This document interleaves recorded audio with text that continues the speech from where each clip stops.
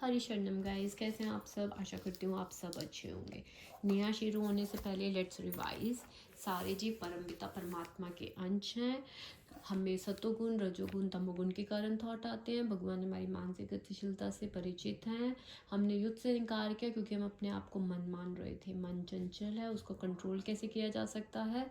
उसको कंट्रोल किया जा सकता है हरि नाम में। हमने परमपिता परमात्मा की शरण ग्रहण करी और हमें क्या आज्ञा मिली कि अविचल भाव से थॉट्स को सहन करना सीखो। युद्ध में पल्लेआन नहीं करना, मीन्स रिचुअल्स नहीं करने। डे 6 में विचारों को आने देना, ठीक है, अपनी ड्यूटीज़ कीजिए। डे 7 में मनोधर्म द्वारा कल्पित सारी विषय वासनाओं, मतलब जो अर्ज उठती है उसको त्यागना है। डे 8 में मन की व्यथा से हमें विचलित नहीं होना। शास्त्र में कुछ करो और ना करो का संदेश है, हमें वो फॉलो करना है। डे 9 में था राग और द्वेष छोड़ने के लिए कहा गया। राग मतलब जो हम कंपल्शंस करने के लिए अटैक हो जाते हैं ना, उत्तेजित, उसको राग कहते हैं। द्वेष मतलब ये थॉट मुझे क्यों आया, इन दोनों को ही छोड़ने के लिए हमें मना किया गया। अब हम आगे बढ़ते हैं। इच्छाएं उसके पास आ सकती हैं किंतु वह अपने कार्य में स्थिर रहता है और इंद्रिय तृप्ति की इच्छा से रंच भर भी विचलित नहीं होता। इच्छाएं उसके पास आ सकती हैं, what does it mean? It means कि थॉट्स उसके पास आ सकती हैं, ठीक है, अच्छे थॉट्स भी बुरे थॉट्स भी, क्योंकि इंट्रूसिव थॉट्स तो आते ही हैं। ओसीडी में तो थॉट्स वैसे ही आते हैं, ठीक है, लेकिन व्यक्ति उनसे बहता नहीं है, वो अपने कर्तव्य में स्थिर रहता है। इंद्रिय तृप्ति की इच्छा से विचलित नहीं होता, मीन्स ऐसा नहीं है कि जो उसको थॉट्स है उससे वो कंपल्शंस करने लग जाता है, नहीं। थॉट्स से वो विचलित नहीं होता, मीन्स वो रिचुअल्स नहीं करता। थॉट्स आ सकते हैं, अर्जिस भी आ सकते हैं, अर्जिस भी आएंगे कि ये कर लो, रिलैक्स हो जाओगे, लेकिन फॉलो नहीं करना, ठीक है। कौन नहीं फॉलो करता? जो हरि भावनामृत है, जो भगवत गीता के आदेश को पालन कर रहा है, वो, उसको थॉट्स आ सकते हैं, अर्जेस भी आएंगे, लेकिन वो इंद्रिय तृप्तों की इच्छा से रंच भर भी विचलित नहीं होता, मीन्स उनके कहने के अकॉर्डिंग नहीं चलने लग जाता, ठीक है। ओसीडी अर्जेस को कंप्लीट नहीं करता, ठीक है। इंट्रूसिव थॉट्स अर्जेस आना क्या है? नेचुरल है। इसका मतलब ये नहीं है कि हम वीक हैं या हमें कुछ करना है, नहीं, हमें अपने कार्य में केवल स्थिर रहना है, थॉट को इग्नोर करना है। और इंद्रिय तृप्ति मीन्स जो मन चाह रहा है, टेम्पररी कंफर्ट, राइट, हमें वो नहीं देना है, ठीक है। अब आगे पढ़ते हैं। आगे लिखा हुआ है, अर्जुन आत्म तुष्टि के लिए युद्ध नहीं करना चाहता था, वह पूर्ण हरि भावनामृत हो गया तो उसने युद्ध किया। सबसे पहले तो अर्जुन अपने लिए, अपनी तुष्टि के लिए युद्ध नहीं करना चाहते थे, लेकिन जब हरि भावनामृत हो गए, जैसे पहले हम भी युद्ध क्यों नहीं करना चाहते थे? क्योंकि हमें लगता है कि हमारे थॉट से हम नहीं करेंगे ऐसा वैसा, राइट, हमें थॉट्स आने लग जाते हैं। लेकिन अब हमने भी हरि भावनामृत है, हमने भी हरि की शरण ली हुई है, और अब हमने भी हरि को प्रॉमिस कर दिया कि हाँ हरि, हम युद्ध करेंगे, क्योंकि हरि चाहते थे कि वह युद्ध करे। उसे अपने लिए युद्ध करने की कोई इच्छा नहीं थी, किंतु वही अर्जुन हरि के लिए अपनी शक्ति पर लड़ा। अब हम भी अपनी शक्ति पर लड़ेंगे हरि के आशीर्वाद से, ठीक है। थॉट्स को आने पर केवल उसे ऑब्जर्व करेंगे। हरि ही, अतः किसी वस्तु पर अपना स्वामित्व पुरुष नहीं करता, क्योंकि सारी चीज़ों के स्वामी तो हरि है। प्रत्येक जीव हरि का अंश स्वरूप है। जीव की शाश्वत स्थिति कभी ना तो हरि के तुल्य होती है, ना उनसे बढ़ के होती है, ठीक है। हरि के शरणागत हम हो चुके हैं अब, और हरि के शरणागत होने का क्या मतलब है कि हम जल्दी ही इस ओसीडी थॉट्स को साक्षी भाव में देख सकेंगे। अब आता है अध्याय 3 में। अर्जुन ने कहा, यदि बुद्धि को सकाम कर्म से श्रेष्ठ समझते हैं तो फिर आप मुझे इस घोर युद्ध से क्यों लगाना चाहते हैं? अगर आप ये सोचते हैं कि बुद्धि को सकाम कर्म से श्रेष्ठ, तो आप हमें युद्ध क्यों करा रहे हैं, राइट? क्योंकि अर्जुन को युद्ध करने का आदेश दिया गया था ना।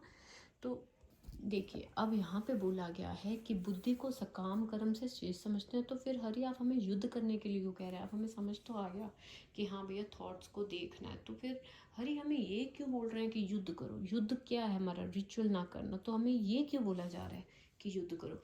क्योंकि देखिए, ओसीडी में समझना तो आसान है कि आपको थॉट्स के साक्षी रहना है, लेकिन जो मेन सोल्यूशन है ओसीडी का वो ये है कि जब आप रिचुअल करते हैं उस रिचुअल को ना करना, रिएक्ट ना करना, वो असली प्रैक्टिस है।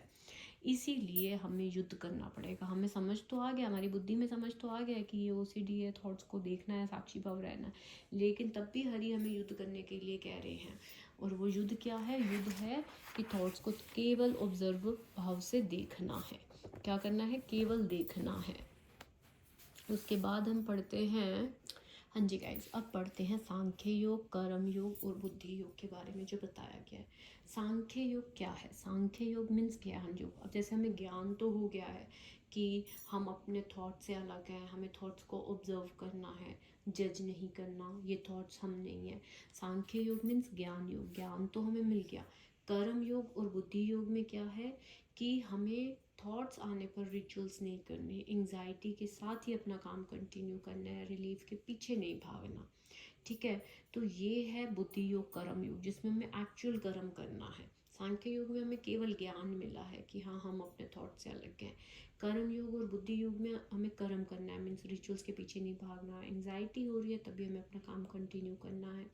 ऐसा करने से हम कर्म के बंधनों से छूटते हैं। कर्म के बंधन मतलब यहाँ पे कर्म का बंधन क्या है? ओसीडी का लूप। जैसे अगर हम रिचुअल्स ही नहीं करेंगे तो हम कंपल्शन से बाहर है, फियर बेस्ड एक्शन हमारा छूट जाएगा क्योंकि हम वैल्यूज से एक्ट कर रहे हैं। इस पद्धति में कोई दोष नहीं है, ऐसा करने में कोई दोष नहीं है, लेकिन बार बार अगर हम रिचुअल्स कर रहे हैं तो उसमें दोष है।